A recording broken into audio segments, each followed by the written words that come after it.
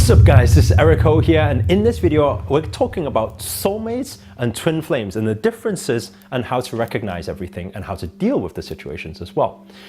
So first of all, when we talk about soulmates, so this could be possibly a past life connection that you were together at one point, you know each other at one point, whether it was a family member at one point. And because you have that bond in the past, when you come into this physical reality, what happens is, for some reason, you feel this attraction and you can't even figure out what it is. Like, they don't have to be particularly good looking or anything. And it could be any age gap between you. And for some reason, you just feel very, very connected to a stranger that you see on the street and you're thinking, what is this thing? Most likely that will be one of your soulmates. And I'm saying one of your soulmates because you can have multiple soulmates that you meet and encounter within this lifetime. Now, very, very clear thing you need is to understand you need to keep the mind calm. You need to live in the moment, be in every moment to be able to spot these soulmates. Because a lot of the time people are so much in their future, so much in their past with their mind, they are not present in the moment. So it's almost like, I don't know if you've had this moment before. It's like driving down the highway and suddenly a few minutes have gone by, you weren't even there. Then you come back and you're like, oh yeah, I'm driving. So a lot of the time people get on with their everyday lives like that. They go to work, go home, go to work, go home. Their mind is still at home when they're at work, right?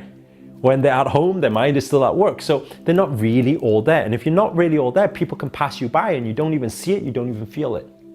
So if you are searching for a soulmate right now, it's very important just to be in every moment. Notice the feeling, that intuition feeling, that gut feeling, that God feeling, that heart attraction.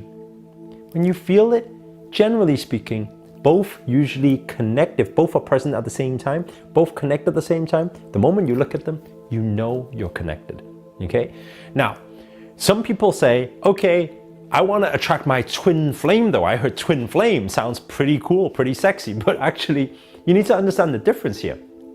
Twin flame, if we go deeper on the understanding of it, it is talking about a divine masculine and a divine feminine that was once upon a time one unit, one energy source that split and divided to go into this lifetime. When this happens, what you usually find with twin flames, right, is that if they were to come together as one in this lifetime, you can actually produce crazy, crazy results in life. And what that means is usually these two people, they have a very similar purpose in this lifetime, right? They think alike. Because what actually happens is when these two come together, usually what they'll find is there's a lot of commonalities. And aside from that, when they see the commonalities, they will feel attracted because they are one. They were one in the first place. And then what actually happens is when they spend time together, usually they piss each other off a lot. And the interesting thing is, it's almost like looking in the mirror.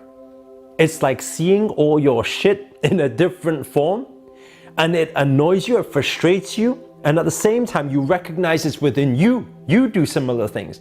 And they call you up on your shit just like you're looking into a mirror. And so, how does twin flame work together?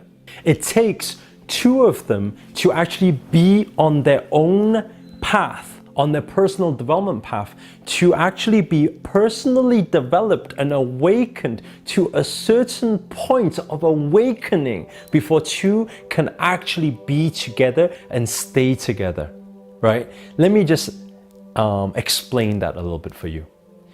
Because we arrived in this physical form and we received different physical programming, we have different mindsets, different upbringing, different beliefs based on our past in this physical form. And so if based on those beliefs and how us humans are programmed in this world, we feel that we are dependent on each other. That's why for twin flames to actually work, self-love for both parties must be practiced to an extent where they feel whole by themselves. entirely whole, meaning they do not depend on the other person to feel happy. But when two people that are whole come together, it's a very, very powerful force. And this, some people in this modern world can refer to as what they call a power couple. But then a power couple is very hard for two people at that success, at that determination, with that purpose, with that drive to come together as a loving partner, unless they are awakened so much and they are both aligned with the awakening.